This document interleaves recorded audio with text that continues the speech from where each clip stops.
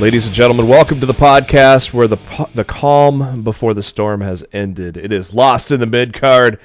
We are here recording on the evening of Tuesday, October 1st, which it feels weird that there's no Smackdown tonight, but we are on the eve of AEW on TNT debuting tomorrow night, or as today as you're listening to the podcast, and of course they're going head-to-head with the third edition of NXT on USA, but the first edition of a full 2 hours, plus some overrun. We'll get that into that in the headlines a little later. So the Wednesday Night War is beginning tomorrow. Raw had a season premiere this week, which had some very interesting moments. We'll talk about that. We'll talk about the final Smackdown on USA, as well as last week's NXT and our thoughts on all that, and as well as setting the table for the big show tomorrow in DC, AEW on TNT, getting that Dynamite started. But first, thank you to SpiderDuck.net for being our host, enabling us to be on iTunes and any of your favorite podcasting apps. All you got to do is search for Lost in the Midcard and hit that subscribe button. That way you know every time a new episode comes your way, typically every Wednesday. But if you subscribe, you'll know if it drops on a different day for any reason. You can also subscribe to us on the YouTube. The links to all that are on our Facebook page, facebook.com/Lost in the Midcard. Also on the Twitter at LITMC Podcast. Give us a follow there. We also share a lot of the great tweets from the wrestling world as well. I'm your host, Jeremy Bennett. You can find me on the Twitter at JBHuskers. As always, my co-host, he is on the Twitter at RawFShowtime. It is Mr. Matt Black. Matt, how you doing? Oh, computer problems notwithstanding, I'm doing all right. Let's see how we get through the show tonight. Yeah, hopefully you stay connected. And see how it goes. What do you think so far this week? You pretty excited for what's to come with we got Raw's premiere already out of the way. We got AEW and NXT tomorrow. We got Smackdown on Friday. It's a pretty exciting week, isn't it?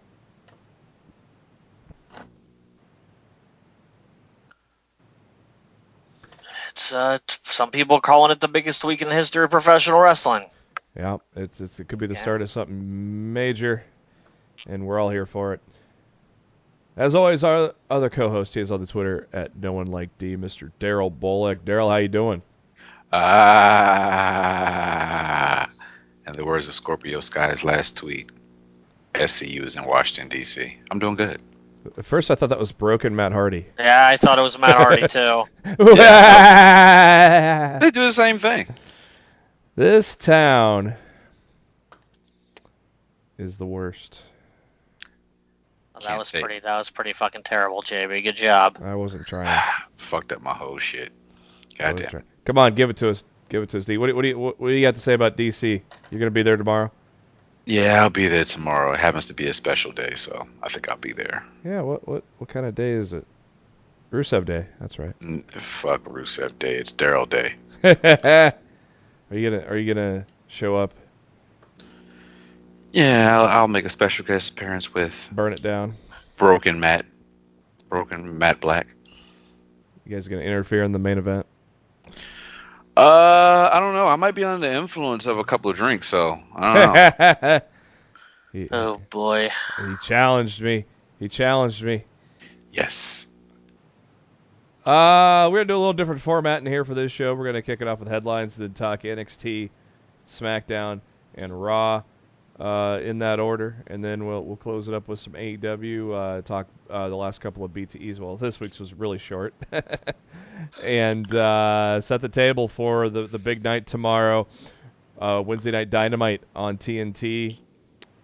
These two boys here are going to be in attendance, so it'll be fun to hear their reactions to being there live next week on the show. It'll be fun, so you definitely don't want to miss that. So we'll have a little open discussion as AEW opens that chapter. First, let's start with headlines. Booker T recently on his radio show on ESPN discussed Kenny Omega's shot to NXT and was talking about the whole situation. And Booker, he said he said Omega didn't disrespect anyone. He just says that Omega was probably speaking in character, and he goes, when you're a rock star, you got to talk like that. And he said that it's a war, and in war sometimes there are friendly fire and casualties. And what do you guys think about the whole thing with Kenny Omega and the back and forth and all that? Bring it on, right? Yeah, That's what it's all about, isn't it? pretty much. It's just like the what is it, the promo before a boxing match. You gotta throw your shots, build up the product. I'm with it. What did Omega call Dijak last week? Donovan Dickhead. Underdog, put that on a T-shirt. Yeah. So I mean, Booker gets it. So here's a guy that doesn't really get it in life in general, but Jose Canseco is making his pro wrestling debut at Oaklamania. I don't know why, but didn't he try boxing once and that failed miserably? Yeah, he fell asleep a couple times in the ring. he took a little nap on the canvas. Yeah, Jose Canseco in pro wrestling. Jeez. I'm saying, why did it take till 2019 for that to happen? Well, mental illness is something crazy. That dude is, he's something. Cody Rhodes was responding to a tweet on the Twitter recently about an inquiry, and about what the Wednesday Night Dynamite show will be rated, and he confirmed that all Elite Wrestling Dynamite is going to be rated TV-14. Probably no surprises, Daryl. I'm glad. Shoot. I mean, they showed blood in the promos. They showed a bloody Dustin Rhodes in the promos, so it's not really a surprise that it's coming out to be TV. I mean, but you know what though? I mean, that actually might be, that'll pretty much, that's probably might be one of the great selling points to try to put that show over NXT, because NXT is not going to be TV-14. What is it, like TVG or something? PG, yeah. Yeah. Yeah, so. The future of 205 Live has been revealed. Many people wondering with 205 Live, some of the competitors showing up on NXT now on Wednesdays live at Full Sail. 205 Live is still going to be going on, and it sounds like it's been confirmed that it's going to be shifted to Fridays as of this week, and they will still tape the series after SmackDown goes off the air. Triple H did note in a recent Newsweek interview that the 205 Live would fall under the NXT umbrella, and behind the scenes that is true, as they are now the responsibility of the NXT creative team. Would it make more sense to just have it taped? You're already going live at Full Sail. Would it make sense to just have it go live after NXT? It would be smart to do that. I mean, honestly, you got Raw, you got SmackDown, you got NXT. Top three, shows. If you're trying to sell it, do it right after NXT. Why not? Yeah. Shit. I mean, you got guys that are already appearing there. I mean, we had the number one contenders match with Leo Rush and Oni Lorcan in the debut of NXT on USA. And I'm all, plus you got 2 hours to fill. It almost seemed like maybe 205 Live may evaporate and NXT just inherits the Cruiserweight Championship. It's still on the network, right? Yeah, it's still on the network.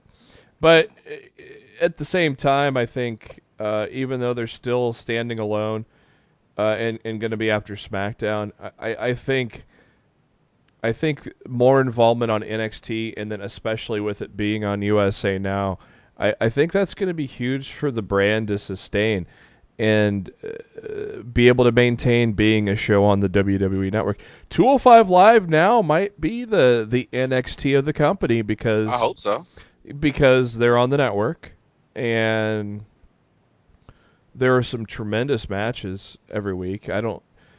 I sadly don't get a chance to watch them all, but I hear about it every week though, and catch what I can. But the plate has just gotten a lot more full, hasn't it, Daryl? It's a lot of damn wrestling on, man. I mean, I can't even, I try to keep up with New Japan on Access. I have a hard time doing that. Try to keep up with, MLW on BN Sports, and I have a hard time with that too because there's just so much out there. It's insane. No, you're absolutely correct. Like, shit, if you had a life outside of wrestling, you're not catching none of it. Like, I don't know, it's hard to keep up now. Happy birthday last week to Stephanie McMahon, who turned 43.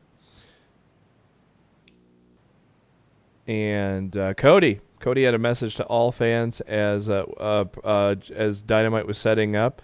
He posted on his Twitter a lengthy message. I'm not going to read it here for you because it is a lengthy message. But if you go seek out Cody's tweets, a pretty good message there he sent on the 24th of September, ahead of back then when he put that tweet out. It was about a week before what we're going to see tomorrow. So it's gonna be interesting, man. I mean, Wednesdays, man. We're gonna go into it in depth here at the end of the show, but man, I am just ready. Are you ready? Are Hunter? Is Hunter asking this? I go around to bars and restaurants now and tell everybody how important they are to NXT now that we actually have competition. I saw that. He showed up at somebody's dinner. Show up at my dinner. Show up at my dinner. Fucking made me laugh. Watch, he's gonna show up at bar wrestling next. Oh Lord. Stone Cold Steve Austin will be in the house Friday. The Rock, I got that story coming up a little later. The Rock will be in the house Friday. The biggest story.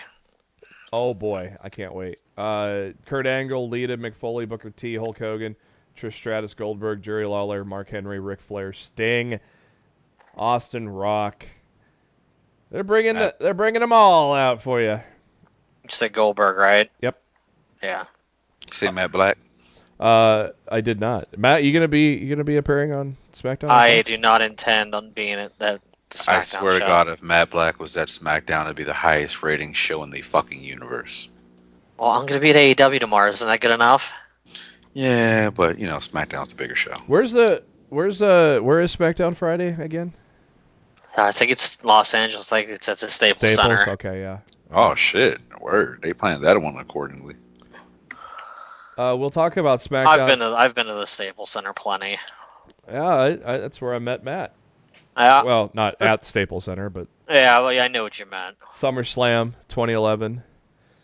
CM Punk getting cashed on by Alberto Del Rio. Diesel coming in through the crowd.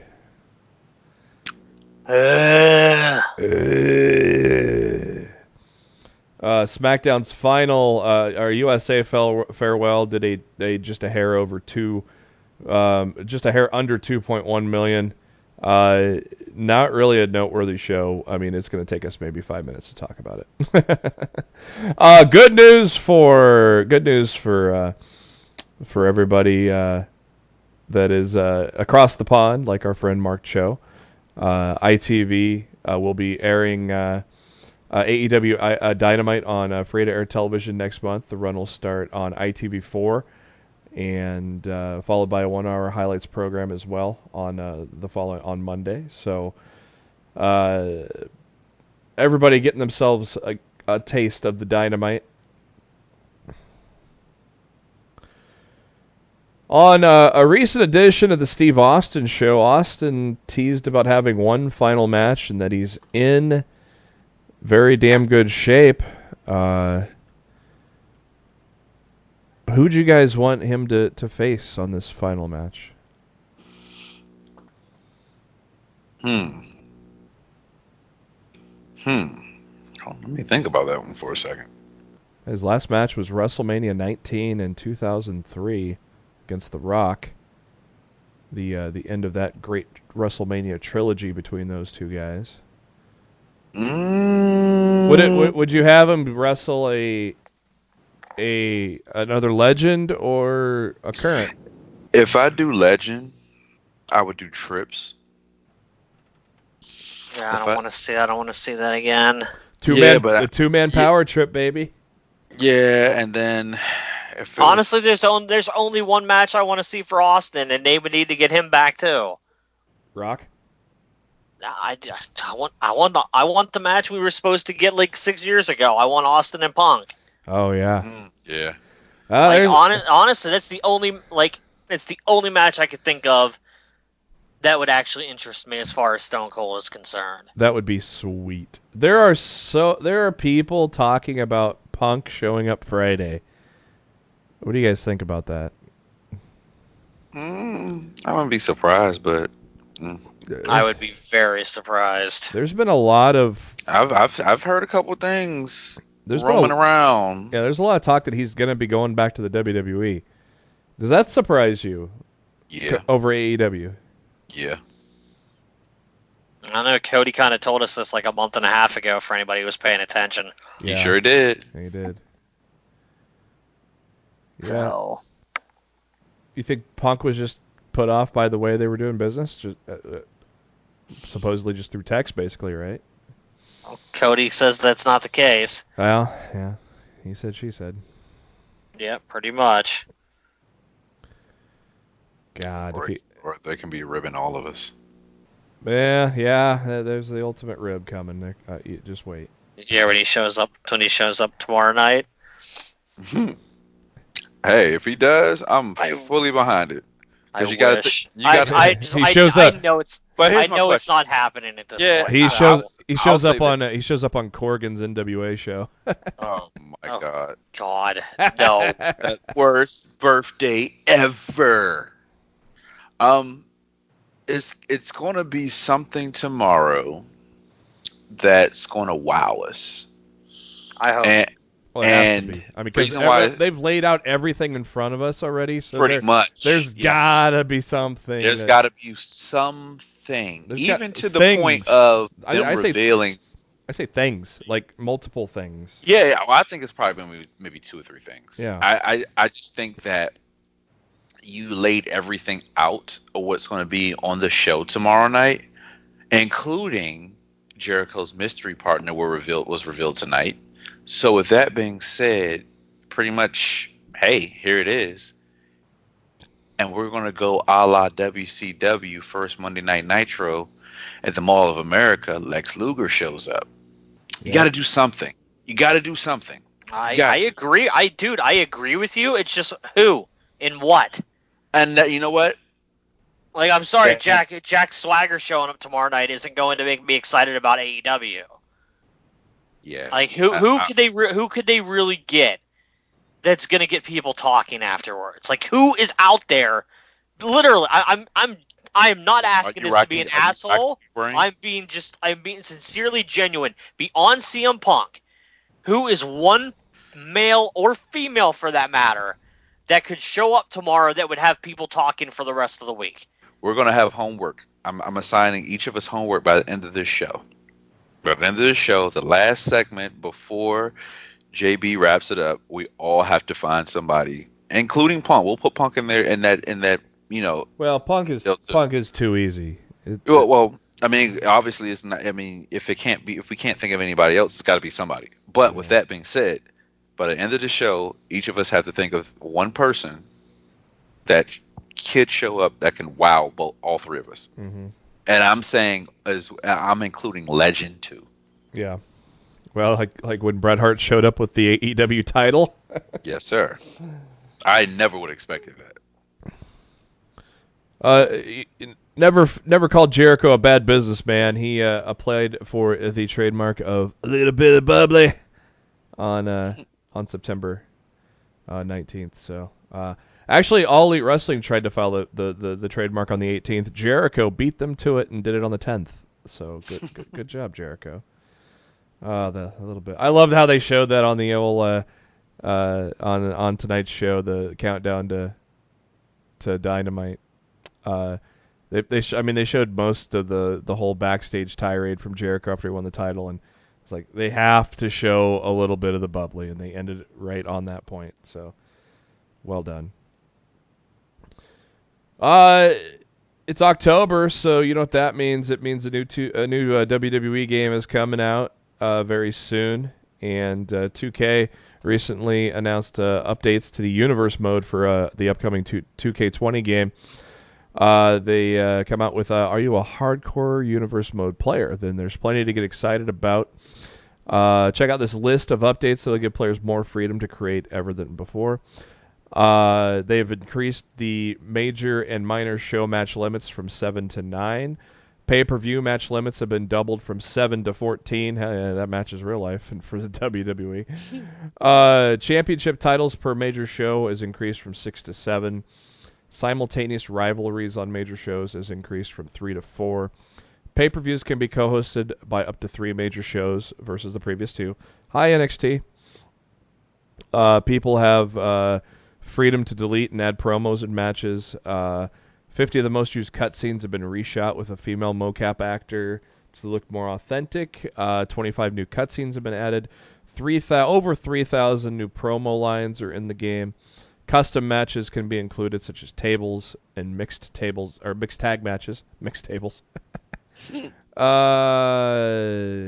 championship match setting and match tables can be used. Main event matches in match tables have been tweaked so that the match types are more likely to occur on the show. New rivalry content includes options such as low-intensity enemies making peace after a single pay-per-view, or low to mid-intensity allies slowly falling out over several weeks instead of a sudden turn. After hearing some of these updates on the Universe mode, Matt, what are your thoughts on what 2K has to say here? Everything sounds so minor. Honestly, I could not tell you a time where I've been less hyped for a WWE game than 2K20. I haven't even pre-ordered it yet. Oh, I'm not. Shit. I barely played 19, so I'm not gonna get it. At least not right away. Maybe when it goes on sale or something. But yeah. Christmas time. Yeah, maybe I'll ask for it for Christmas. Yeah. Something like that. WWE Backstage is set to debut on Fox Sports 1 this November. Of course, SmackDown moving to Fridays this week, and starting Tuesday, November 5th, on FS1 at 11 p.m. Eastern, 8 Pacific, an hour-long weekly show hosted by Renee Young, along with Booker T, and, of course, joined by a rotating cast of guest personalities, current and former WWE superstars. So I think this is kind of this will be fun. This will be a good watch, I think. Don't you guys think a little hour recap show on FS1? Just fucking call it Talking Smack and just bring that shit back. God, I miss those days. Yeah, I can't wait for Daniel Bryan to be on with Renee Young. There will be a reunion. Mark my words.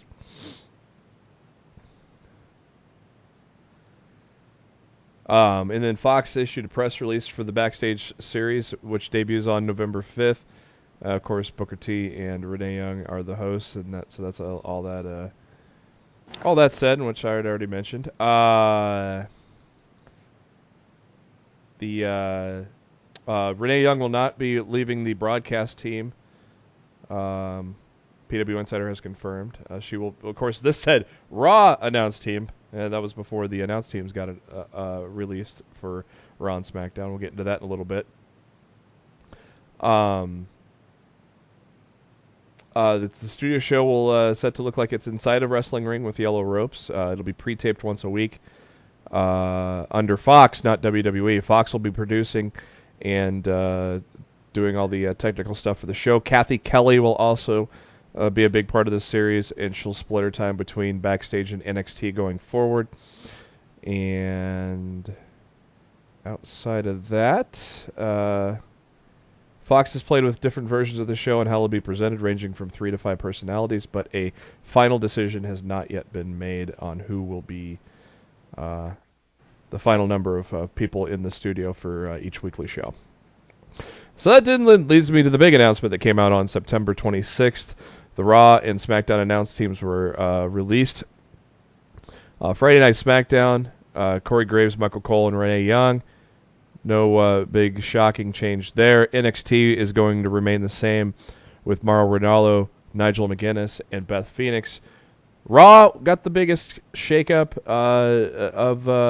of talent with Vic Joseph and Dio Madden coming over from 205 Live, joined by Jerry the King Lawler. And we got our first taste with the season premiere of Raw last night. We'll dig deeper into Raw itself later, guys. But what did you guys think of the trio of Vic, Jerry, and Dio last night, and how they did? They had to grow on me. I thought Lawler felt very out of place with them. Yeah, Lawler was. He seemed like he was also kind of not up to speed on some things too. And I want my boy Dio in a ring. Yeah. Like, I don't know what happened. Like, I've been trying to figure it out. Like, if he got hurt or something that he's not wrestling anymore, but like I can't find any news on it whatsoever. Or wasn't it his shoulder or something? If that's the case, it fucking sucks. Yeah, because I loved what I saw from the ring from him. I thought that he was going to be a star. I don't think, from what I hear, I don't think he could stay healthy. I don't think he could stay healthy. He always had a setback from what I hear. Yeah. That sucks. To me, I'm a big fan of Vic Joseph. I think he is a great lead announcer, so I am definitely hyped for him on Raw. King, King's king. I enjoy a bad joke here and there, and I think I read something where King may not be not be there permanently. Like he essentially was told that he could be there for as long as he wanted to be. Oh, so that's what he said on this podcast. Okay, somebody was saying that it wasn't necessarily going to be every week thing. So I don't know. No, from my understanding, it's like, Lawler, we want you to come in and you can do it for as long as you want to, and you can quit whenever you want to. Essentially, was my understanding from the way Lawler put it on his podcast. So there you go. Gotcha. And I thought Dio was fine. I kind of compare it to like Saxton when he was first getting started, and I would imagine he was nervous as hell. Yeah, and Saxton turned into a great color commentator, which I'm surprised he's kind of. What do you do with Byron Saxton now? What is he gonna do? And Todd Phillips. Yeah, I heard Tom Phillips is whatever he is. Phillips. He's going to be a content producer. So I did see that update on Tom Phillips, but no update on Saxton. Well, Corey was finally effective in getting him to shut up. Yeah, that's true. But I in time it'll come to Dio in time, and I think Dio will be able to shine as a color commentator down the road.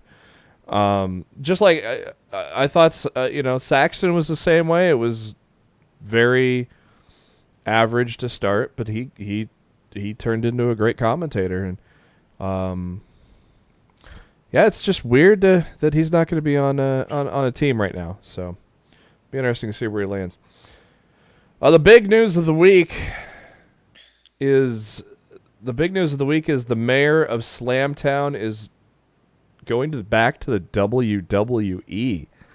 John Hennigan, better known as John Morrison, 39-year-old former Intercontinental Champion who last was with the WWE in 2011, has signed a deal to return to the WWE. I thought it was almost a lock that he was going back to AEW.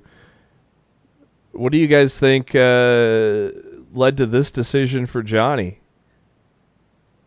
Is he fine? Do you think he's finally going to get that over the hurdle and be that top star that he is a top star, but maybe this is what he, the fact that he never was the main event, but now he may be able to be that now. Maybe that's why he came back to the WWE. Might be just willing to, you know how petty WWE is. I wouldn't be fucking surprised if, that's he gets the EC3 treatment. Yeah, well, no, not necessarily that. Just give him a big contract so you steal him away from AEW. Yeah, To me, that's exactly what happened.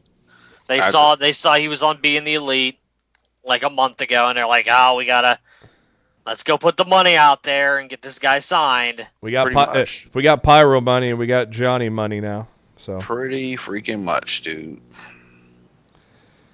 Oh well, maybe he becomes a main event player. He deserves it. I mean, he already proved that back in, in Impact and Lucha Underground. So only time will tell. Only time will tell. Mr. Wrestling theme guy is back in the business. Jim Johnston, who of course was longtime theme writer for WWE, is now with Ring of Honor. It's been announced. He just had done a new song for Villain Enterprises' PCO, which that was used at Death Before Dishonor. And so, dude, Johnston is a legend. So that's a pretty cool get for Ring of Honor, considering that they need a lot of help, don't they? Hey, Jesus. NXT's ratings dropped in week 2, but they still stayed over 1 million viewers. The debut on September 18th got 1.179 million viewers, and week 2, 1,006,000 viewers. Very, very close to going under 1 million, but still, not terrible considering it's NXT. I would imagine USA's happy with those numbers, don't you think? You would think so. You would think so, yeah. It's a good start as far as I'm concerned. Oh boy, can't wait to see what happens next week, though, huh? Or this week. We'll get those. I was gonna say, you mean this week, right? We'll get those numbers Thursday afternoon, probably. Yeah, I'll be looking for that report. WWE fans may be out in the cold if you're a Dish customer. Actually, not just Dish, but I kept seeing this all throughout NFL or on Fox. Yeah, they were showing that crazy. Oh my God! As several outlets may be dropping Fox, I'm like, wait a minute, just get yourself a damn antenna. Yeah, I don't understand it either. This is network TV, bro. Oh no! And you can get an HD antenna at Walmart for like $30. Oh no! You can watch SmackDown still. You doing like the Mr. Bill shit over there? Yeah. Oh, no. Okay, just making sure. Like, Jesus, how old are we? Yeah, we're fucking old. That's right. I'm not. I'm in my prime, fellas. I don't know about you guys. Oh, shut up! You're my age tomorrow, bitch. God damn you, little fuckstick. What age is that, Matt, for the kids? I'm not gonna tell his age. Oh, come on. That's for him to tell if he wishes. All right, Daryl. Daryl. I'm not gonna say anything. How many candles you blowing off that cake on tomorrow? 24. No, bullshit. You liar, fuck. Bullshit. I'll never tell. Wow. Edge announced recently that he's going to leave the Edge and Christian podcast, so that'll just make it and Christian podcast, I guess. On this day, I see clearly. He said he's stepping away due to family duties, and Christian will continue to do the podcast, but it'll be unclear what that'll be, what format that'll be going forward. You know what that means, right? Pretty much. Beth's still working at NXT. I got to take more time with the kids. There you go. Yeah. I think it's Christian Cage coming to AEW tomorrow, baby. You gonna see the peeps? The peep show. The instant classic Christian Cage is all elite. So Matt just wrote down his answer for Daryl's homework. No, because nobody's going to be... Look, I love Christian. He's done. Yeah. Christian's not going to set the world on fire this week if he shows up at AEW tomorrow. Oh, that's no that's no Lex Luger at Mall of America. There it is. Oh boy, this burnt down the internet last week. Literally, Sasha Banks tweeting this is ahead of her match against on the season premiere of Raw against Alexa Bliss. This is a match I've been looking forward to my entire life. The fact that I'm wrestling one half of the tag champs on the Raw season premiere against Alexa Bliss in 2019 is mind-boggling. Even 6 days out from Hell in a Cell and Becky Lynch, I'll empty the tank for one of the greatest ever. And then Seth Rollins goes, this is a match I've been looking forward to as much as every other match you've had, a.k.a. not at all. Luckily for me, you'll underdeliver like you always do and continue to wonder why you're not in more main events. And Seth woke up the Banks, the boss army, didn't he? You don't want to piss off Sasha Banks fans. You really, really don't. Yeah, but they pissed him off so badly, he had to deactivate Twitter for like a day. So what? Vince called him and said, hey, you fucking pussy. Bring your fucking Twitter account back or I'm taking the fucking title off you on Monday. He brought it back? Yeah, he brought it back. Yowie wowie. Seth the Pussy Rollins. Hey, now, goddammit. I'm just saying. Well, he is engaged to the man, so. Wow. The pussy is engaged to the man. I'm not touching it. I didn't say it. I wasn't here. A new series on social media for the WWE is coming out called The Bump, which is a weird name. Wow. I don't know if it's talking about pregnant women in the WWE, centered around Maria, or I don't know. It's a morning talk-style show series that'll debut on tomorrow. Hey, another thing debuting tomorrow. How about that? Yippity-dippity. Featuring WWE-centric topics. The idea of the show is to be light and fun talk show mixed with ESPN Sports Center style discussion. So I'm guessing basically like Good Morning Football, if you're familiar with that show on the NFL Network, probably in that direction. It's going to stream on all the social media channels as well as the WWE Network. What time is it supposed to be on? This article didn't give me a time, but let me do a little Googling. Because it's tomorrow morning, obviously. So, Kayla Braxton's going to be on the bump. It's just so weird saying that. It sounds like they're talking about an STD. Like, I'm thinking like baby bump, but yeah, like call me, say my mind's in a gutter and don't give a shit, but it's just the first thing I think of. I'm not seeing it, so I guess we'll just know when they post it and tweet it all over the world. It says morning talk show, so I'm assuming. So JB, what were you doing yesterday? No, watching the bump. Yep, watching the bump. I woke up this morning to the bump. To the bump. Very interesting story. Southside Wrestling talking on Twitter, revealing that that WWE pulled a lot of their talent out of their final wrestling event as they were closing up shop.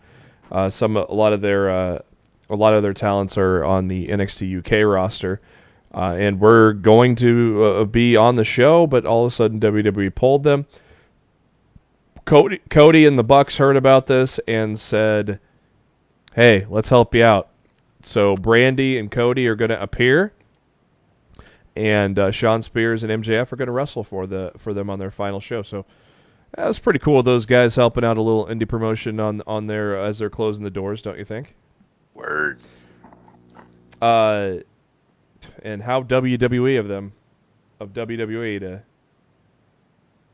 I still can't remember. I thought I read something last week about why they pulled him, but I don't know. Didn't it just seemed kind of Vince-like, didn't it? Vince-like.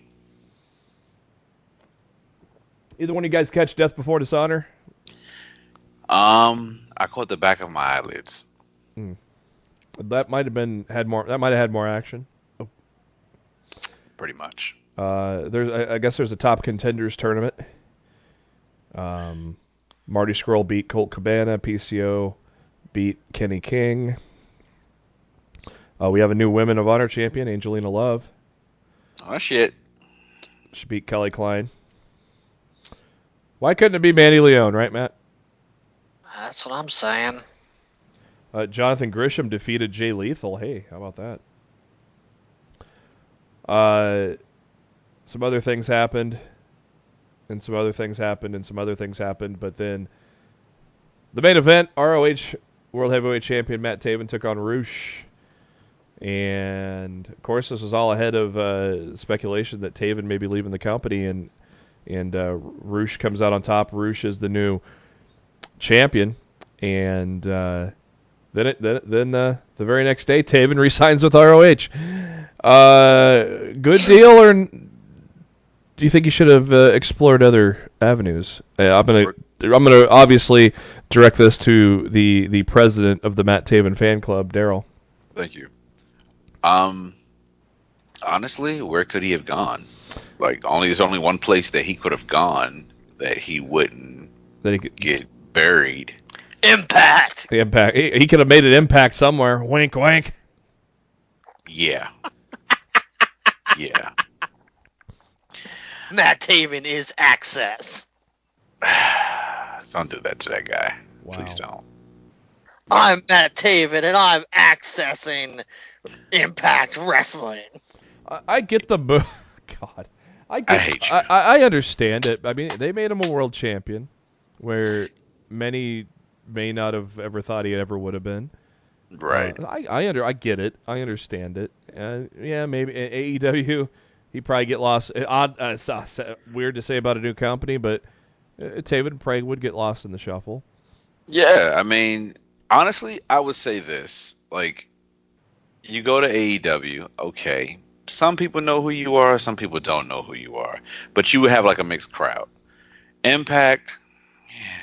The only thing it's just like getting traded to the Redskins. It's where your career goes to die. The only other option that I thought would have been kind of cool was if he would happen to go to NXT and join the Era, because the Era is all Ring of Honor guys. And that I would have done, but then my problem with that is, like, everything's so new with them coming to network TV. It just wouldn't have been the time, in my opinion. Mm-hmm. It just wouldn't. I mean, I'm not suggesting we get the Undisputed Era into the NWO realm where everybody's in it, but they could go to 5 and still maintain, be good. Very true. I think that was probably the only option. Maybe if AEW had a secondary title already around, he could be thrust into that right away. But yeah, I think he made the right move. And I mean, I understand why they took the title off of him, like, simply because, they're trying to build their relationship with CMLL, whatever. A lot of L's there. Yeah, for when New Japan leaves them in the dust. Pretty much. You think New Japan and AEW are going to work together?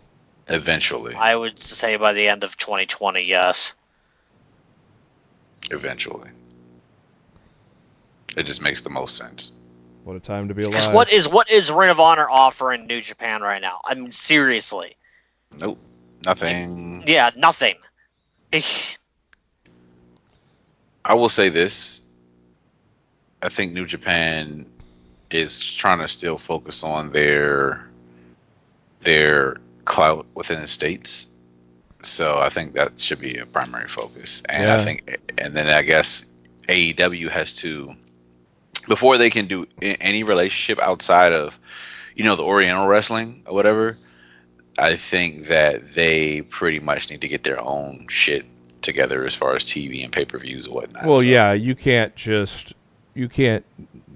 expect them to get off the ground with television and have that'd almost be like a crutch. Yeah, I mean, like, I get what you're trying to do, but not yet. It's not that time. It's not the time for that, no.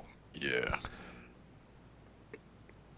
WWE has applied for a trademark for the Phenom. I don't know how that was not a trademarked already, but okay. Kevin Sullivan, the legendary wrestler from my NWA youth, the Taskmaster. He has finished up with Impact Wrestling, and he is heading on to AEW. So he tweeted on the 27th of September, "Thank you to Impact. I'll remember the stories we told and the people we touched." I don't know if anybody saw it, but hey, the memories will last a lifetime. I didn't say that little other part, but... Oh, shit. I got excited. Oh, get ready for Matt to laugh, because... Well, actually, we're all going to have a little chuckle on this, though. But, hey, somebody at the WWE realized that they had Total Divas on Wednesday with NXT. Oh, yeah. Haven't I been saying this for months now? Yeah. But at the same time, they're on at 9, so it's after the fact. So I guess it wasn't that bad, was it? But at the same time, after the Monday night... At the same time... I bet you a majority of the fans are going to watch one live and go right back and watch the other one on DVR. So, yeah, it's not like they're going to get... So it's probably a smart move to move Total Divas to Tuesdays. But funny how that just got announced a couple days ago, huh, Matt? Yeah. Somebody just finally woke up and realized, oh, fuck. We want wrestling fans to watch this product. Dirt to dirt. I wonder if that was more on E than WWE. I bet you. I know, it was totally on E. Yeah.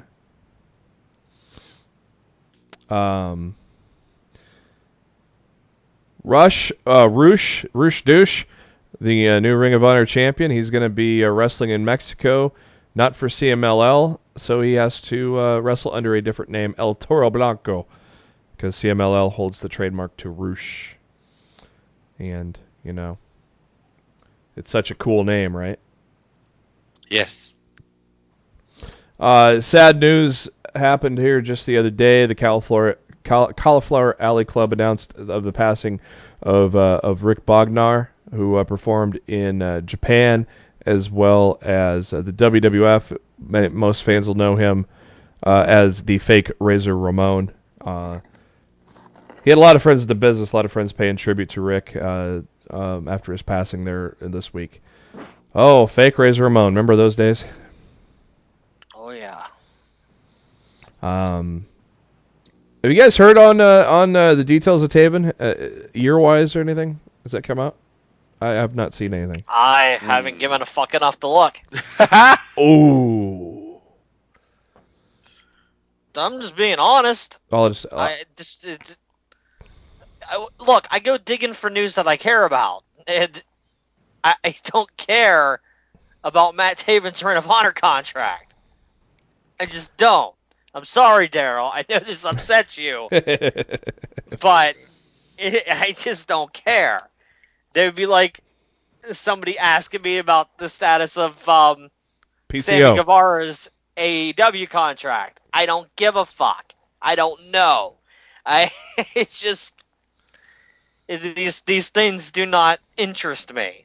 Hey Matt, where's Mandy Leon? I mean, not Mandy Leon. I'm sorry, Mandy Rose and Sonya Deville's donut restaurant at.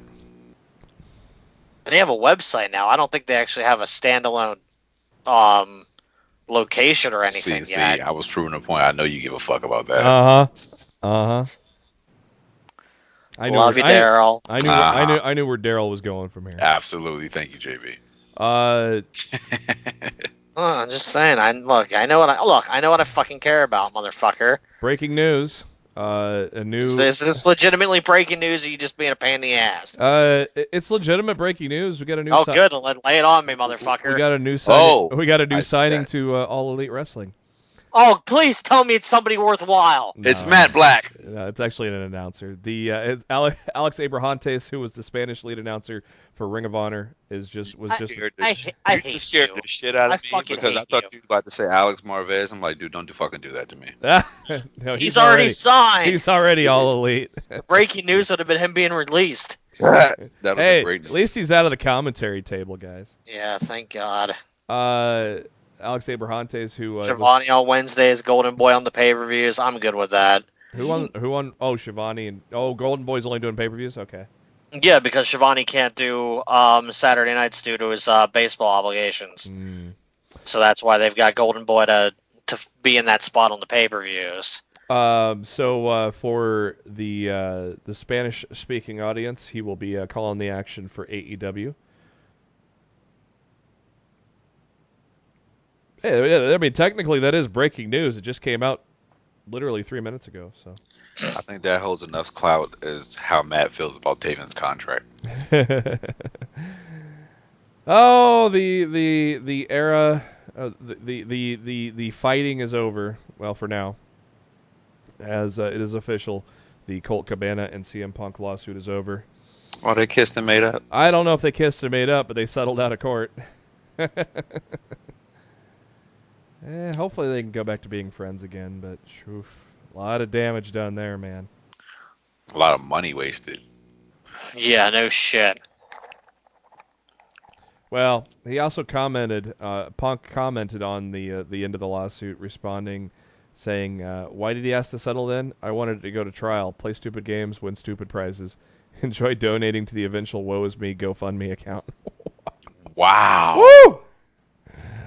Wait, what? Punk tweeted that on yesterday. Wait, what did I can't look at my Twitter account right now. What did he say? He replied. Can you read that again? Okay, so this hold on. This a couple or somebody on Twitter tweeted at Punk. Let me go.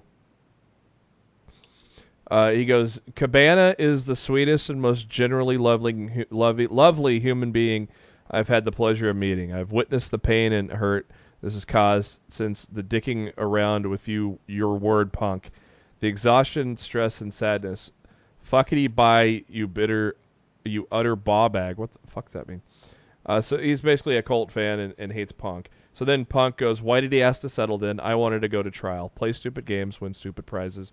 Enjoy donating to the Woe Is Me GoFundMe account. Wow. Yee. That was not all, folks.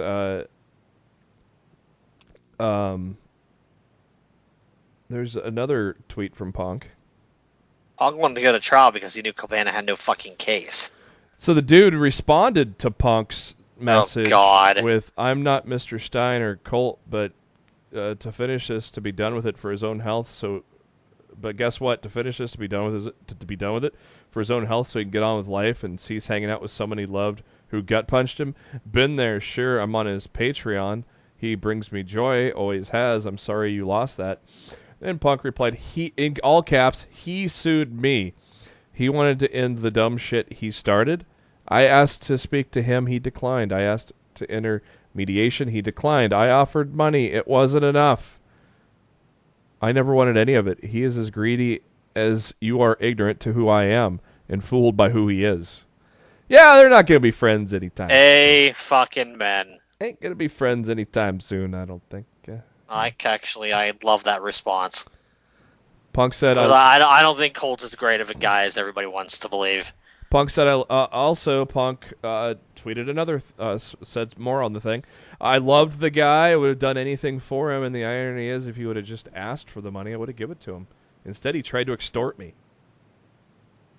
And honest to God, I believe that. I really do.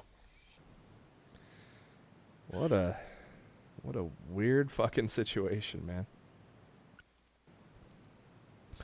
As I mentioned a little bit ago, the Tuesday Night Wars are getting ready to begin with Impact on Access and NWA Power. NWA National Wrestling Alliance announced that NWA Power will be coming every Tuesday at 6:05 Eastern. Hey, that's a familiar time slot. Starting on October 8th. You can find it on Facebook.com/NWA and YouTube.com/NWA. So I guess Dr. Dre does not hold those social media accounts. NWA Power. What do you think? What do you think about Korbin doing a television show? Sort of. Sort of. Sort of. I don't know. I mean, who is even... I mean, outside of Aldis and James Storm, who else do they got? They got Colt Cabana. Yeah.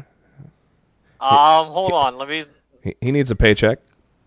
I skimmed through these results, but I will read you the headline from the spoilers from yesterday. This will give you an idea about what their roster looks like. Nick Aldis, James Storm, Ken Anderson, Eddie Kingston, Homicide, the former Damian Sandow, Tim Storm, Allison Kay, and more. NWA Power TV taping live report from Atlanta, Georgia. Sandow back at it, huh? Yeah, Sandow and Mr. Anderson. And the former... Anderson. Yeah, I should have waited for it. And the former... You should have, you son of a bitch. And the you know the gimmick. And the former... Hi, man, just imagine if he... I'm just gonna fucking swear my ass off all fucking night. Just imagine the... Just imagine if he didn't fuck it up in the WWE, man. He was supposed to be the next big thing. Man. No pun intended. Yeah. I beat up Dominic because I got nothing better to do. My name is Brock Lesnar. Do. He beat up a teenager. No, Lawler, he's 22. You know how good Lawler is at telling age. Hey-o! I'm just saying! If you don't know what that means, Google it. The announcement we've been all waiting for, guys. AEW has announced a deal with Hot Topic. And, of course... So, been waiting for that, because Pro Wrestling Tees is freaking expensive. Right? Am I right? Yeah, that's exactly what it's what I've been waiting for. Yeah, because I think Pro Wrestling Tees prices are fucking outrageous. Yeah, after all the shipping and everything that they make you go through and all the fees and all that shit, like I've been waiting for this Hot Topic deal. Yeah, I will have a great array of AEW T-shirts now that they're going to be sold from Hot Topic and not from Pro Wrestling Tees. Yeah, Hot Topic, they have great online deals, and you can just have it shipped to store. I got one in the mall here that's just down the street from me, so I'm very happy to. So, which reminds me, I still need to pick up my SEU shirt. SEU.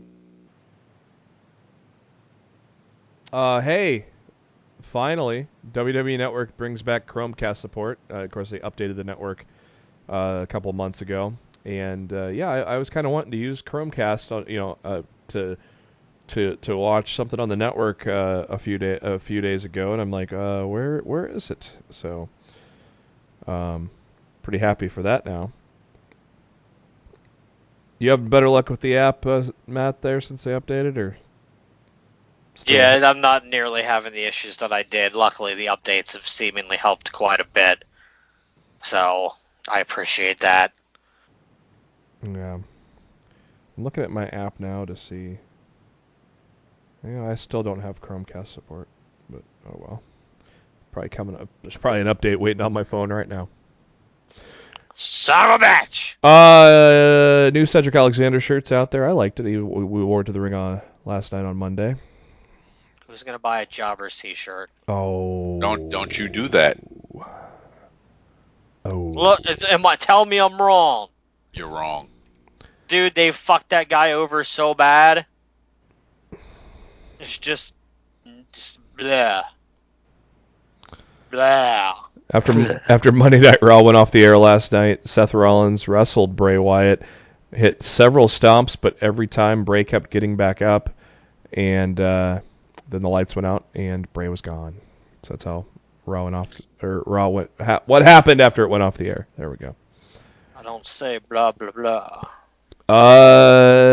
Yeah, Matt. Actually, you may not have to adjust the DVR, but you might want to be safe. USA Network is listing NXT running from 8 p.m. to 10:15 Eastern tomorrow. Oh shit. Well, hey, it's the return. I extended the DVR to 10:15. Yeah. So You said extend. oh my God. How old are we? 24. Hey, butthead. Try again. Keep it up there. I'll just tell everybody how old I am. Negative. I won't have to tell. That's all you got to. Hey, age. Matt. How old are you, by the way? Matt's 24. He wasn't his luck. It's amazing how you two have reverse aged. Mm-hmm. Benjamin Button style. How funny is it? I was gonna say Benjamin Button, you motherfucker. How funny is it that there's now an overrun set to come in the old Wednesday Night War debut, huh? Remember those days, the old Raw overruns? Yep. Gotta love it. The spirit of the wrestling wars continues. The ratings for the season premiere of Raw did give it a nice boost. They gained about 360,000 viewers from the week before. A good solid 2.57 million. Good solid 2.4 million in hour 3. Hour 1 saw 2.7 million.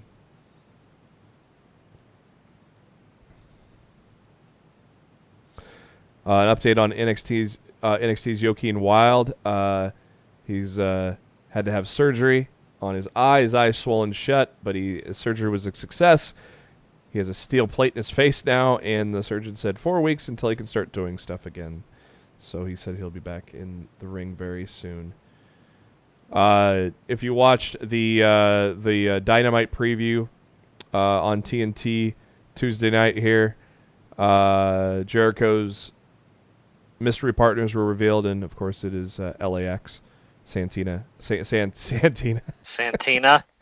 Wow. Hey, Santana and Ortiz. Santana and Ortiz, yeah. Yeah, so they should have just saved him for tomorrow. Yeah, it doesn't make any sense. They could have beat up the Lucha Brothers like on their first TV match, you know. Yeah. That would have been so huge. Anyways, NXT episode number 2 on the live USA. Well, this was USA for half of it, and WWE Network for the other half. But hey, Suits is gone for good. So now, thank God. So now NXT is going to be on USA the full 2 hours going forward. What are your thoughts on NXT the first 2 weeks here on USA? Been pretty good. I mean, but it's not. It's not it's not anything different from what we're used to seeing from NXT. It's to be expected. I really liked the first week. The second week, I thought hour 1 was great. And I thought hour 2 on week 2 really left a lot to be desired. So you're not feeling I did not like hour 2 of week 2 very much at all. You're not feeling the Kushida Imperium feud then? Dude, it's just the entire hour wasn't good. It had nothing to do with that main event. It was everything underneath it. Mm-hmm. That I was just not. Well, there was a lot of squashes. I mean, not feeling it at all. And honestly, if that's the kind of product that they're gonna put, oh hell, they may have been on the USA Network, people are gonna be fucking flipping that channel really fucking quick. They may have been holding back. Well, they better damn well better. Look, nobody's worried about what they're gonna put out tomorrow. We got essentially have a mini NXT takeover tomorrow night. Mm-hmm. But beyond that, they better be really fucking careful with how they put on their shows. And if we get another hour 2 like that, like the second or third week of October, I guarantee you there's going to be a lot of people turning the channel over to TNT. And what's funny is, on my cable box, channel 550 is USA, channel 551 is TNT. It's really fucking easy to flip back and forth.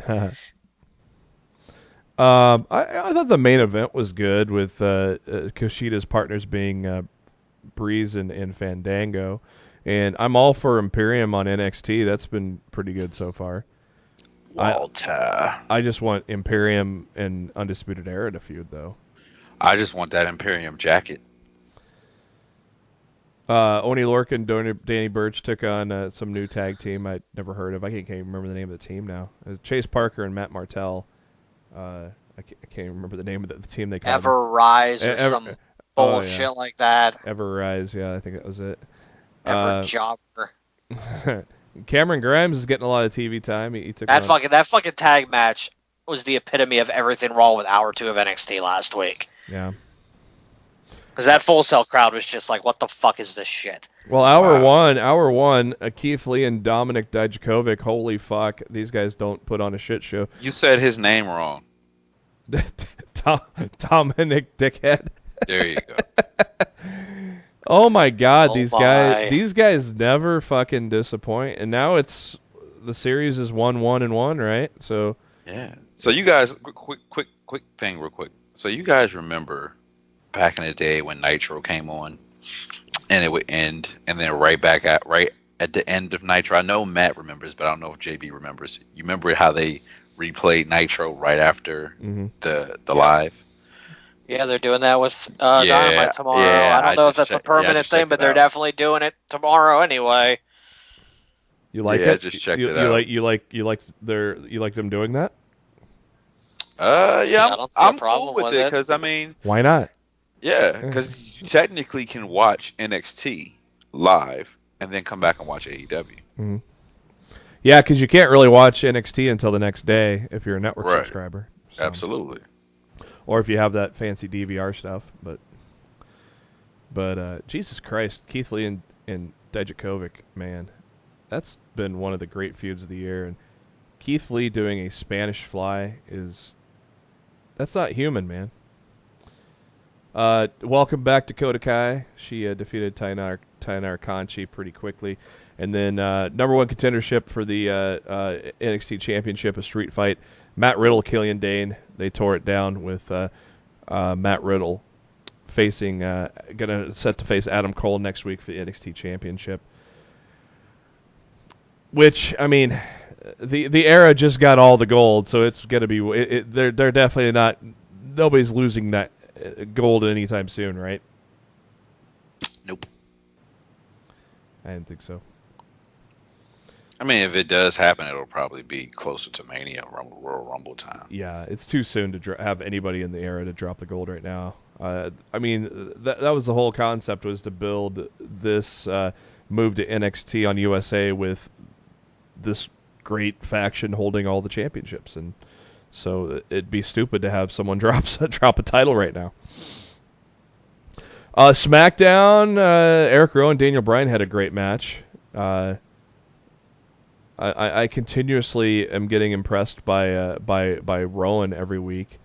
Poor Mike Kanellis got beat by Chad Gable in 30 seconds. Man. Nakamura kind of used Zayn to cheat and beat Ali, so I figure they're probably going to have.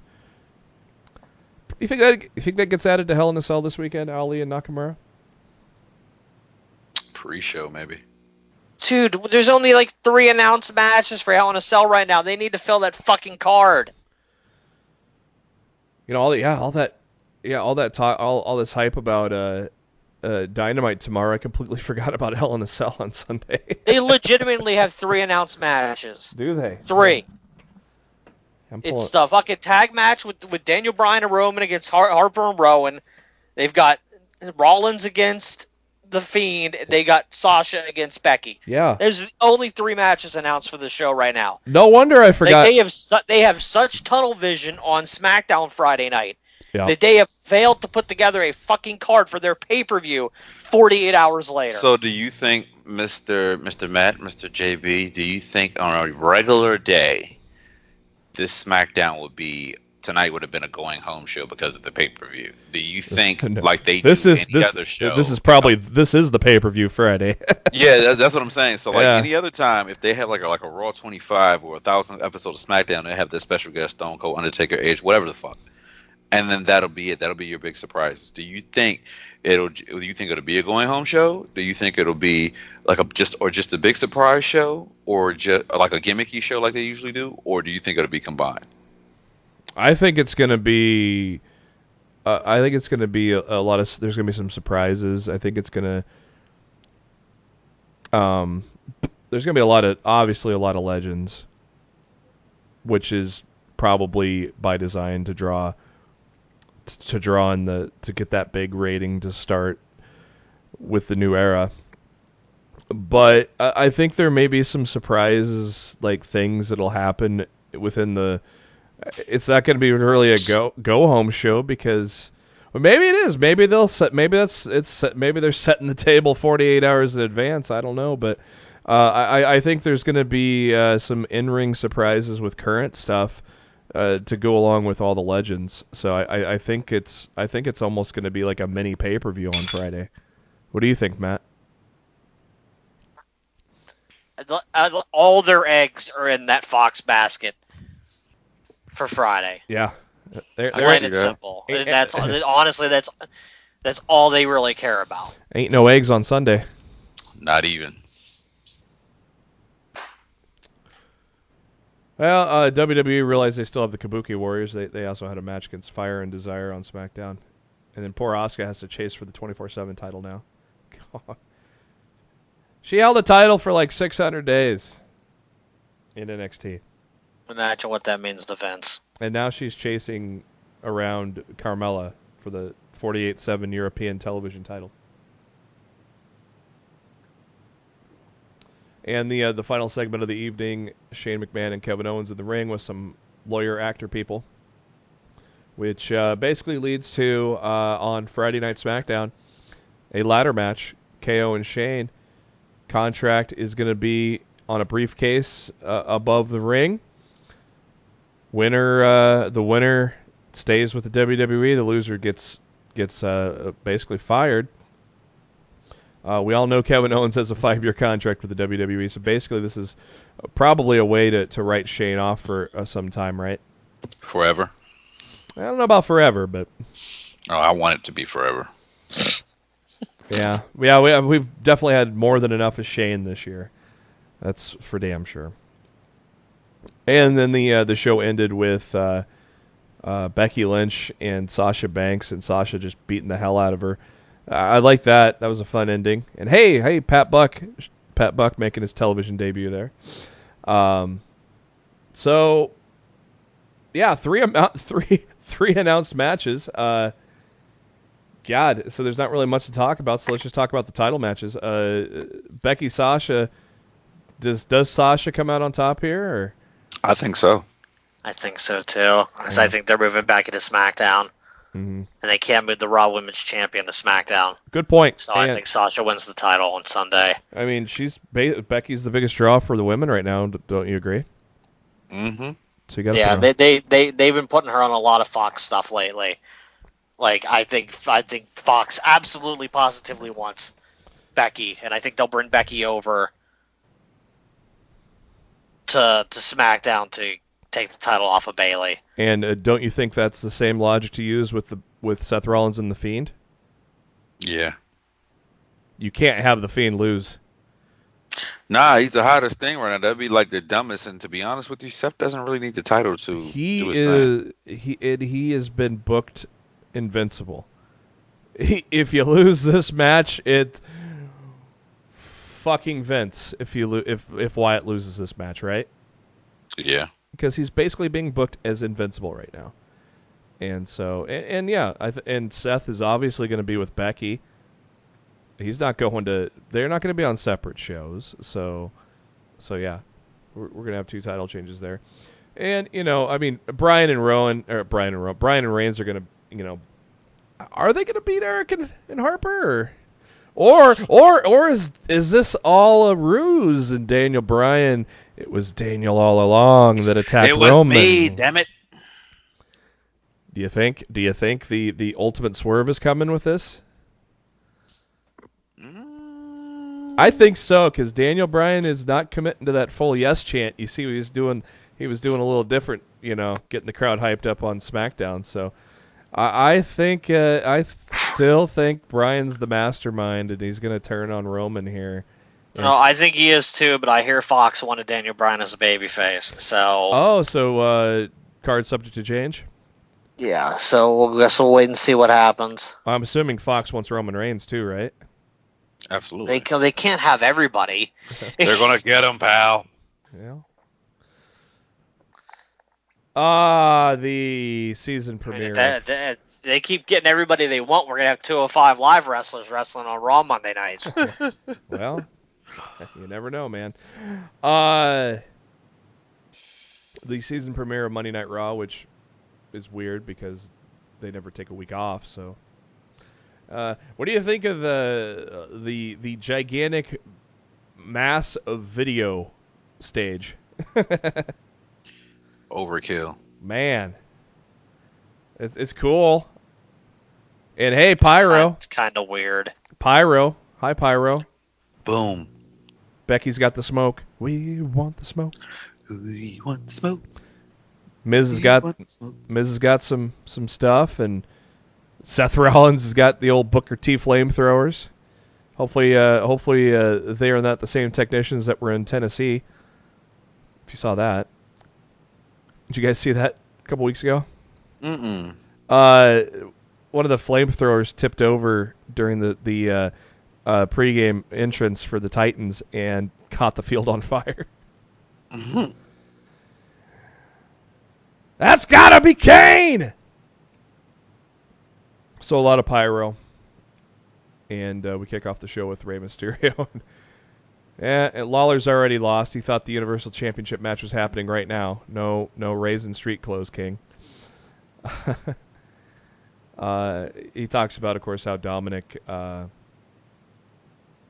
talked him into not retiring. And he's going to win the championship for his son. But before he could spit out that last sentence, Brock Lesnar comes out and beats the shit out of Mysterio, and then grabs Dominic and beats the shit out of him. That was kind of a wow moment to kick off Raw, don't you think, Matt? It was something. They're trying. Yeah, they're trying, all right. Oh, they're trying. Oh. They're trying. Damn, that was quite. Dominic took some bumps, man. That little ring post bump. He's ready. Yeah. Do you think WWE has Cain Velasquez in their pocket and this is the precursor, or is this them trying to talk him into it? It's a possibility. Everything's a possibility. That's the world we live in right now in pro wrestling, huh? Absolutely. So Dominic gets the stretcher treatment as Ray repeatedly says he's sorry. But not as sorry as Lesnar, hopefully getting costed the title match on Friday Night SmackDown. I want Rey Mysterio with a baseball bat just beating the fuck out of Lesnar. Whoop that trick. That would the pop he will get would be tremendous if he comes out and just fucks over Lesnar for the title, man. I'm excited for it now. It's not a foregone conclusion that Kofi's losing, isn't it? Is it, guys? Nope. All of a sudden, those tables turned real quick on Monday. So, Banks beat Bliss in a very quick match, and Becky was on commentary, and then she stood up on the table and taped her wrists and went down to the ring and wanted to fight, but Sasha didn't want none. Tag Team Championship match.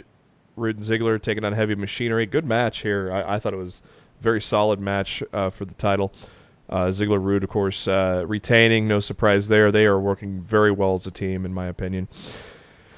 Then we got Miz TV with Hulk and Rick, and boy, this was just kind of weird, wasn't it? Geriatrics. I don't know how else to put it. It was like, I think Nature was real shooting on Hulk there a little bit, wasn't he? Rick don't give a fuck no more. Oh my God, he was woo. A lot of people were like, "Oh my God, is this going to lead to a match between these two guys at Crown Jewel?" No, these guys. Yeah. There is no one more match for these guys. No, not gonna happen. But I do like I mean, granted, I'm not going to probably watch Crown Jewel, or I'll fast forward it as quickly as possible when it's on the network. I'm definitely not going to watch it live. I'm not watching it. Period. I'm kind of interested in this little 5 versus 5, but this would have been better for Survivor Series, man. Dude, after last year's Crown Jewel with bald-headed Shawn Michaels, I was not there for it. Yeah. This would have been cool if it was Survivor Series, though, but still, I think it was kind of cool seeing the teams kind of set up. You know, Seth Rollins joining Hogan and Randy Orton, of course, joining Nate, and then Randy Orton saying, "Once you pull your head out of Hogan's ass," that was a great fucking line. Randy and those voices in his head. King Corbin came down and they attacked Rollins. And how surprised are you that Rusev made the save? At this point, I don't know what's what anymore. So, surprising. Because, yeah, it like kind of told you that, oh, he's a babyface now again. And, well, then we definitely knew by the end of the show, oh, we got to talk about the end of the show a little bit. Oh, boy. But before we get to that, Rusev said, Rollins said, well, since Ray's gone, tending to his son in the hospital, there's no title match, so he's going to have he's waiting for someone to step up. And Rusev said that was him stepping up, saving Rollins' ass, taking out Corbin and Orton. And so he's challenging Seth Rollins for the Universal title. So that is our main event.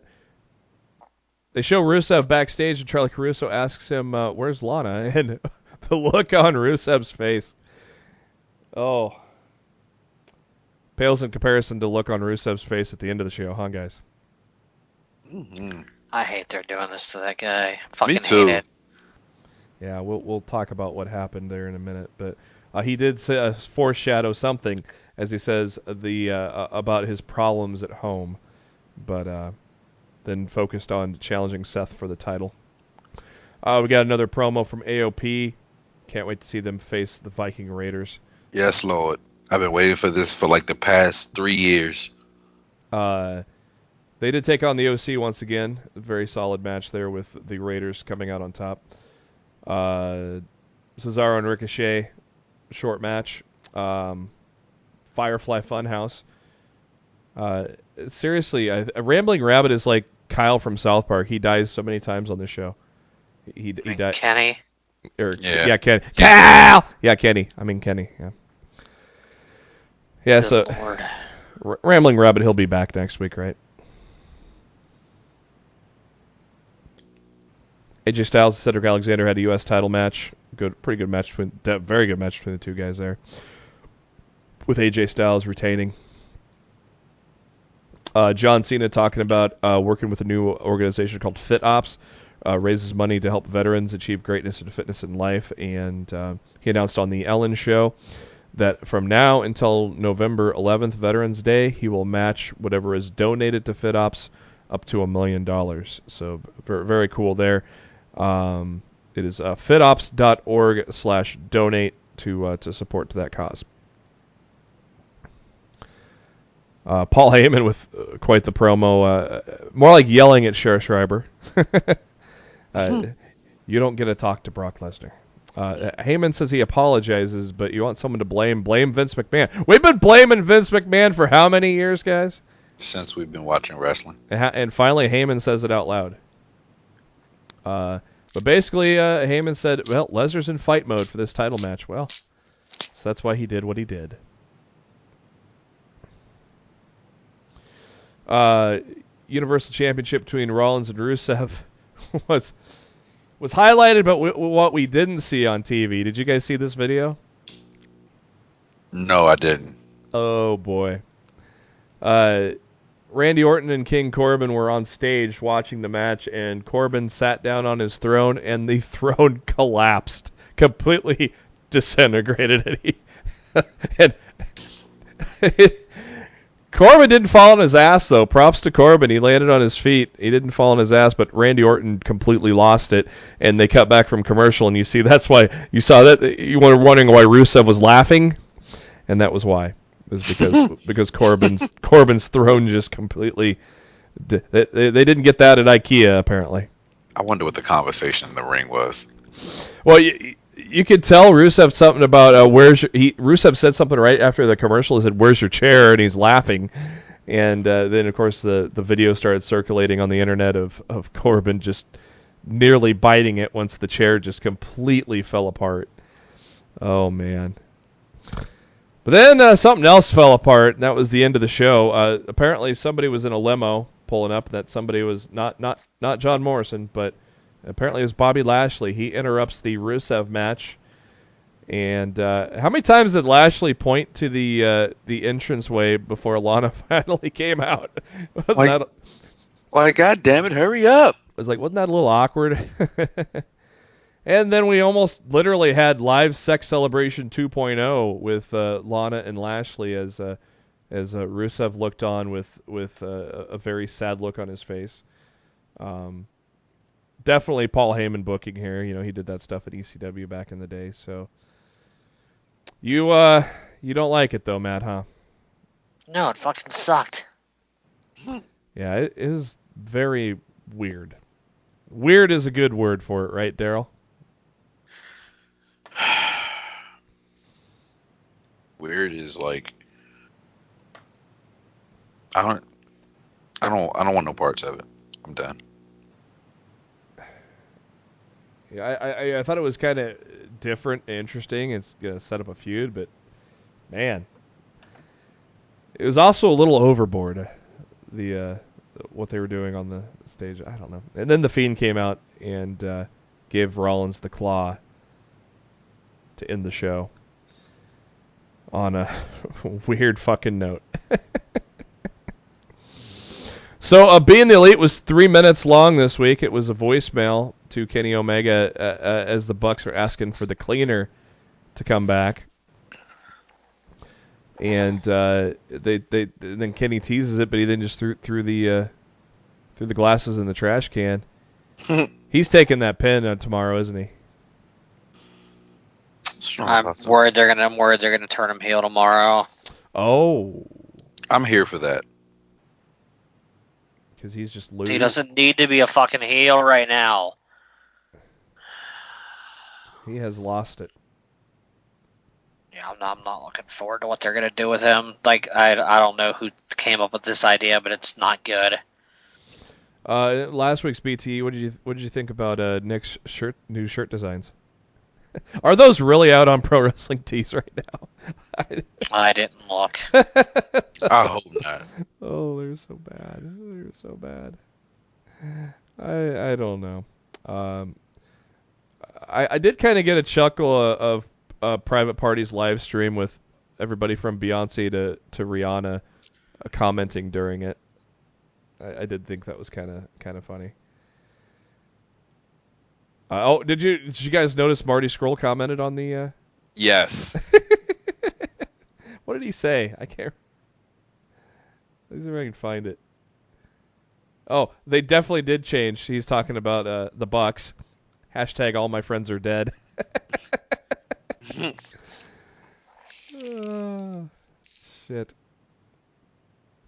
And we had the BTE mailbag last week was more of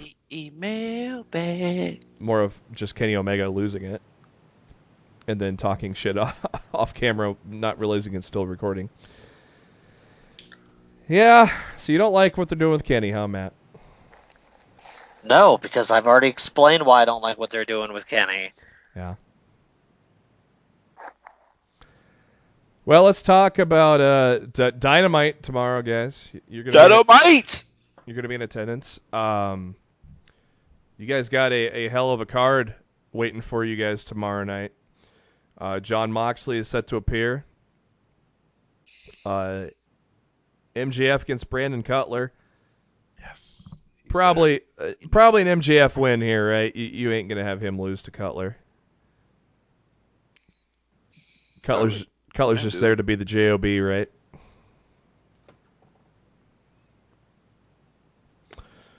Yeah, I don't see MJF losing. What about Cody and Sammy Guevara? Cody putting all those doubt, you know, this is Sammy's biggest match. Cody saying, well, if he loses, he's not going to be facing Jericho for the title. Do we get a shocking upset here with Cody and Sammy, or Cody come out on top? Something's going. I don't know. I want them to surprise all of us and let Sammy win. Yeah. And Cody. But I don't think they're going to do it. But that's what I want them to do. And I think Cody did say that Sammy is going to take his place against Jericho if he does win. So I think I saw Cody. At Full Gear. Yeah, I think I saw Cody tweet that the other day. We get Pac and Hangman Page. You can't have Page lose again, right? After losing the title match? Nah. That might not be a clean match. It won't be. Set something up for probably Full Gear. Full Gear. Yeah. Yep. I don't see that as being clean. Who do you crowd as your first AEW Women's Champion, Nyla Rose or Riho? You already know my answer. Yeah. Riho. Yeah, I think it's gonna be Riho. But yeah, I know you want Nyla. You want your girl Nyla, but I think Riho. I want the hometown girl. Yeah, but Riho is the Omega Crown Jewel. True. So and then we just talked about the main event, Jericho and LAX against the Bucks and Omega. So you guys think this is going to end with Omega turning on the Bucks, huh? I think he's gonna walk out on him. Oh, walk out on him. Ooh, yeah, because he's nuts right now, right? You know. So. Yep. He's gonna leave him alone to a 3-on-2 handicap, and they're gonna lose. All right. Daryl gave us some homework. Of course, all we know is we all know when Nitro debuted on TNT, and they were live from the Mall of America, and a guy that we thought was under contract with the WWE showed up, and we went WWE, and we went, oh shit, Lex Luger is here. So Daryl, since you gave us the homework, how about you give us your answer first? CM Punk is the obvious answer here, and it still is a possibility. I mean, they could all be throwing us for a loop, all this Punk to the WWE talk. So CM Punk is an obvious answer, but is there anybody else out there that you feel would be a major player in this Lex Luger role tomorrow night? I'm going to stick with my original answer. I think Punk is swerving us all, and Cody. I'm saying Punk is the obvious answer, but is there anybody else? No. Okay. Simple as that. No. Try again. Try again. What do you think, Matt? You think Cult of Personality is going to hit tomorrow night? I really don't. I want it to. Do you think? But I don't think it's going to. Do you think there's going to be a Lex Luger like? Who could it be though? That's just what we were talking about earlier.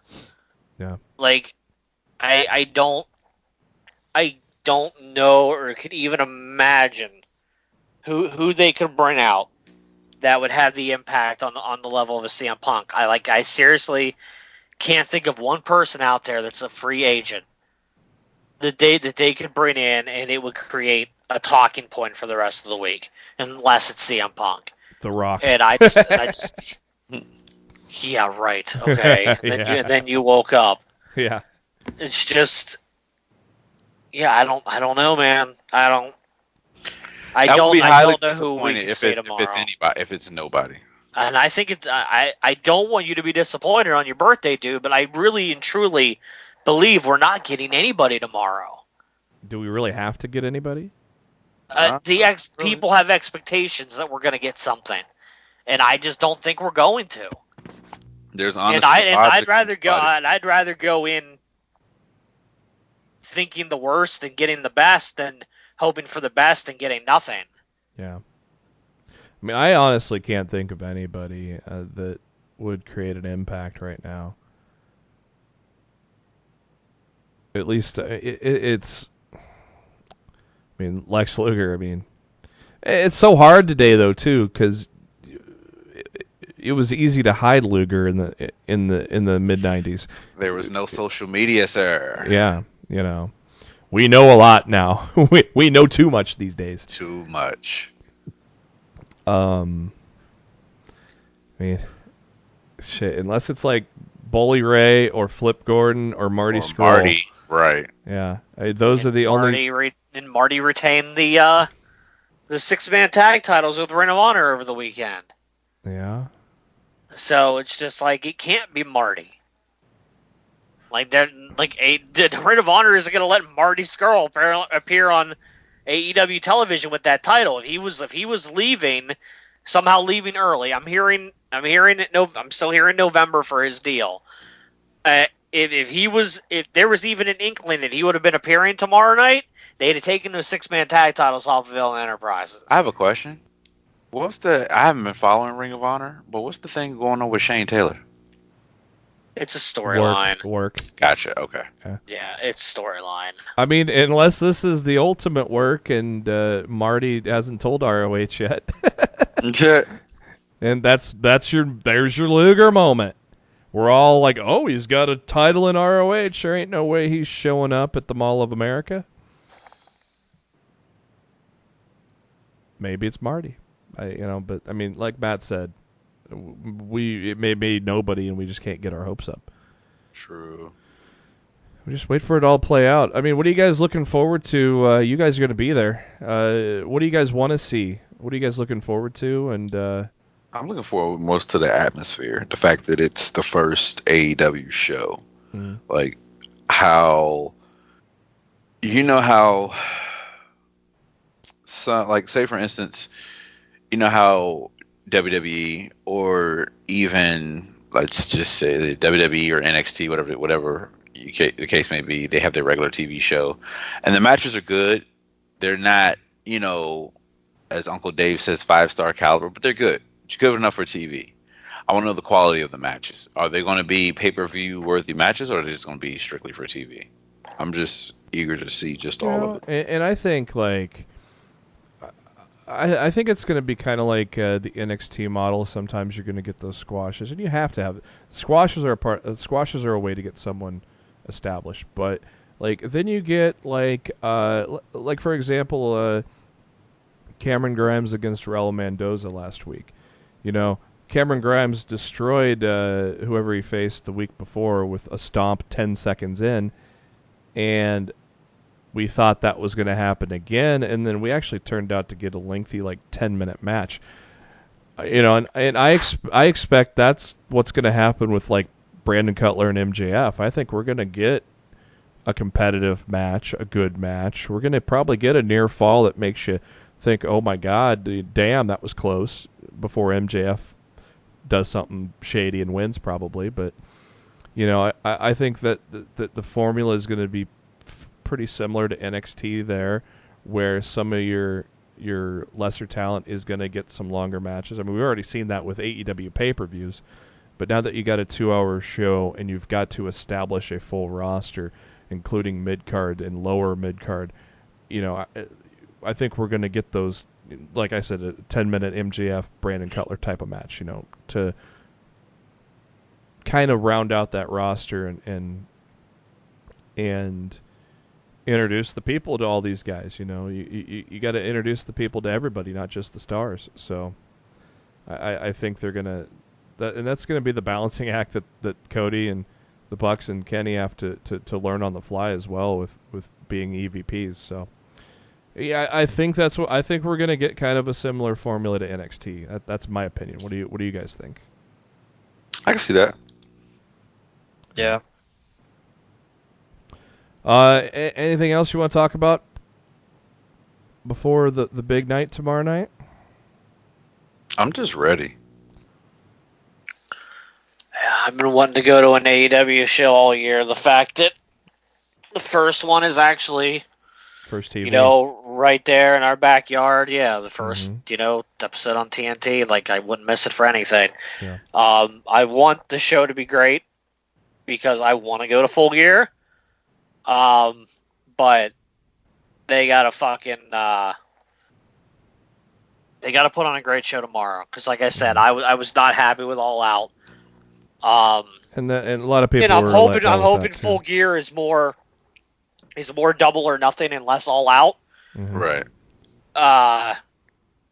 But I mean, we can't know that for sure.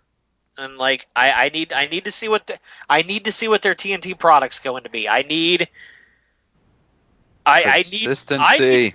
I need to walk out of that arena tomorrow night with my mind blown, Daryl. And I know that's probably.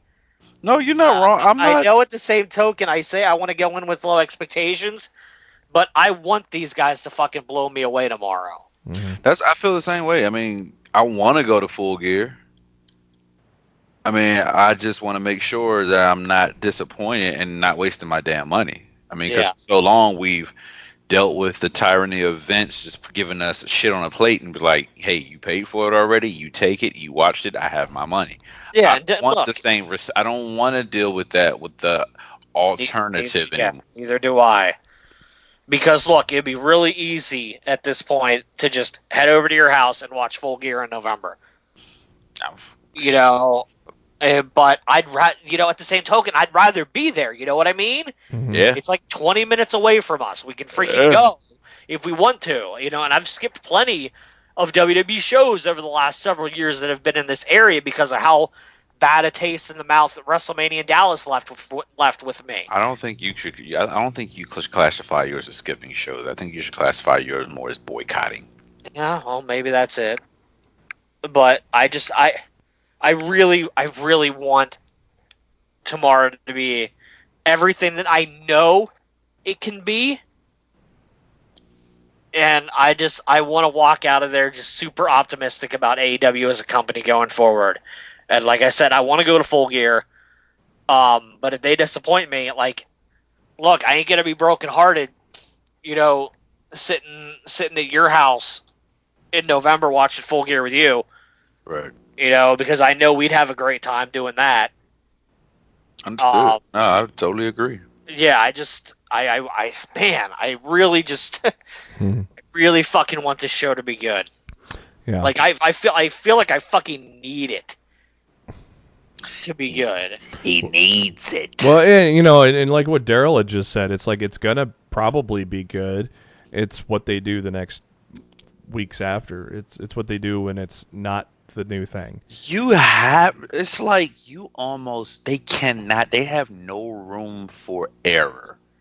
Because, like I said, it's the alternative. People have been waiting for the alternative from WWE for so long, since 2001, to come out and blow your mind away. And you look at Ring of Honor. Ring of Honor shit comes on what? I forgot what fucking channel it comes on, but WGN or, it's not nationally televised TV. It's not cable TV. You look at, New Japan. New Japan just got access. You haven't seen an alternative to WWE come on a major cable network since WCW. Now you have that. They cannot disappoint. They have no room for any errors. So you have to blow people out the water. You have to. You have no choice. And like they know what they're up. They can say whatever the fuck they want. You can't tell me for 1 second they don't know what they're up against with NXT tomorrow. Absolutely. Like, you can't tell me you don't know that you're essentially going up against a mini NXT takeover tomorrow night. Like, please, don't even try to fucking bullshit me and say that you don't fucking know the card that you're up against. And that's the kind of stuff that bothers me, man. Like, seriously, you're banking on Cody against Sammy Guevara against Cody You got Cody and Sammy Guevara against Adam Cole and Matt Riddle. Well, here's my fear. Like, are you fucking serious right now? Well, here's my fear. Because how many matches did you announce for tomorrow night? I think there's at least 5 known matches. 5 known matches, correct? Okay, that's a 2-hour span. Now, either you're going to give us, 5 matches, 2 hours is 120 minutes divided by 5. Let's just say about, let me see, what's that? Carry the 2. That's about maybe 20 minutes per match. But Yeah. you know you're not going to get that. You got commercial. Well, you got 5 matches, plus Moxley's going to appear. You're right. And Cody has stated that there's some big names that could surprise fans. So right. So when he says that, there has to be a surprise somewhere, shape, form, or fashion. There has to be one surprise or 2. You might see a Hager.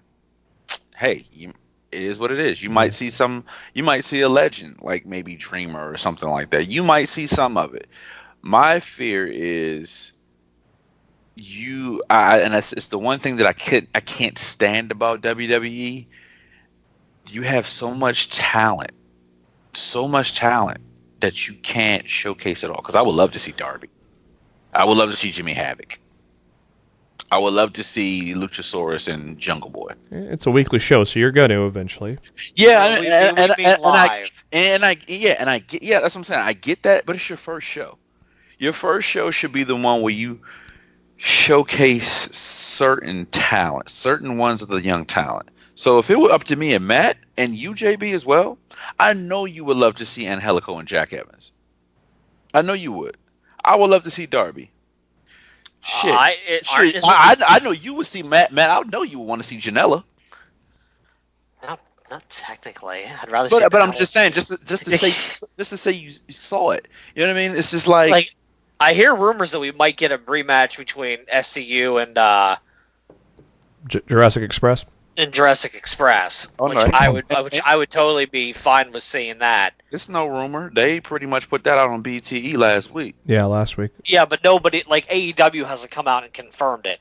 So you're not stupid. I'm not stupid. JB's not stupid. That's gonna happen. Simple as that. It's the typical SCU is in the ring. We're gonna cut a promo. Here comes Jurassic Express. That is what it is. Yeah, it's a little odd, the Cody and Sammy, but I mean, it's opening the match. It's not the main event is stacked. You got Jericho and LAX against the Elite. It's not odd logistically. Cody's pretty much the main producer. Like, get him out the match so he can produce the rest of the show. There you go. And we might be making a new star here in Sammy Guevara tomorrow because we've already been talking. I would love to see it. Yeah. So there could Cody be losing does nothing for me. On paper, it doesn't sound. It's like, really, that's what you're leading off with. That's a little weird, but maybe there's a method to the madness, and facts. And maybe Guevara pulls off a major upset. So, time will tell. Because I mean, you don't have the Bucks in Private Party, so that you could save that. You got that major upset for next week, and so. To have that major shocking moment amongst all those, a hell of a match. Yo. Oh God, amongst all those 5 matches that are announced, nothing there screams shocking outside of like Omega turning, but whoever wins that match, there's no shock element on the winner there. Riho, Nyla Rose, there's no shock element if either one of those ladies wins because we could see it from either side. But with Cody and Sammy, it's a major shock, and it's opening the show. And you open the show with your number 1 contender losing to Sammy Guevara, and you're opening the show with Cody losing his number 1 contendership.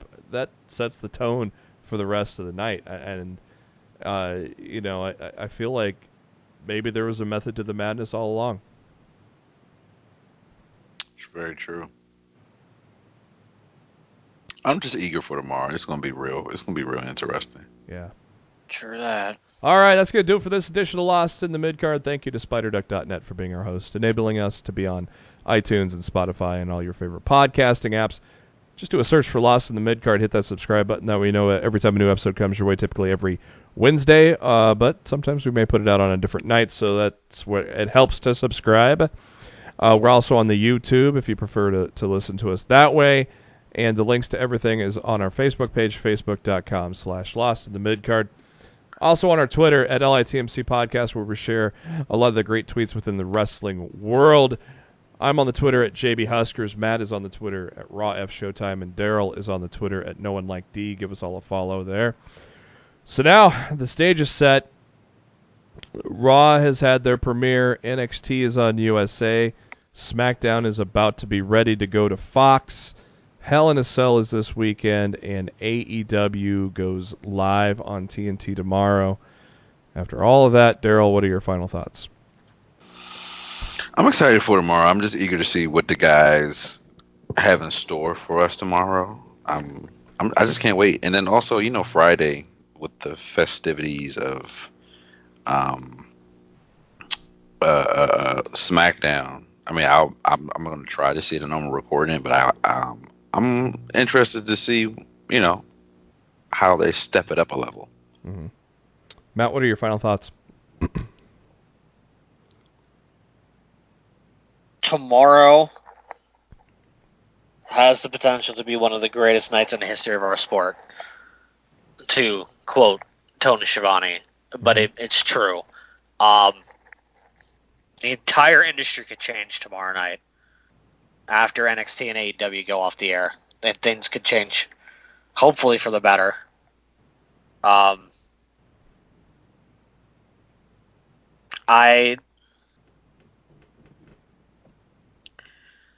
need it in the worst possible way. Tomorrow has to be amazing on all fronts. AEW, NXT, all of it. Go ahead. We need it. It's not just me that needs it. There's wrestling fans out there that need this, and I don't want to see either company dropping the ball. I got one more question for you guys. Are you guys going to have an eye on Twitter to see what NXT's doing while you're at AEW? Probably not. That's not my intention. I want to come home and watch it fresh. Yeah, if possible. Because I need to come home and write a recap on it when I get home. Better put that phone away then. Well, that's why I was happy that I got the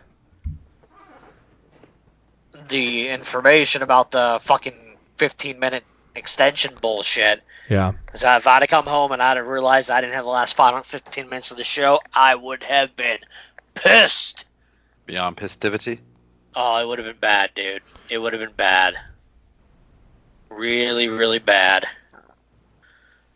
Yeah, tomorrow is October 2nd is going to be a day that will live forever in pro wrestling history. It's going to be the start of something that we don't know where we're going, but it's it's going to be a fun trip. Everybody's going to have their A games, and there's no room to take a week off now. And Wednesdays is truly now the mecca for professional wrestling, and we get to see example A of it tomorrow, and I can't wait. So it'll be fun. You guys enjoy the show tomorrow. Daryl, enjoy your birthday. Thanks, sir. It's gonna be fun, and we'll be back at you next week to recap it all, talk about it, get Daryl and Matt's experiences from being there live, and we're going to have a lot to digest, I have a feeling, between Fox, Hell in a Cell, AEW, NXT, everything all coming at us this week. So for Daryl Bullock, for Matt Black, this is Jeremy Bennett. Thank you for tuning in to Lost in the Midcard, and we will catch you next week.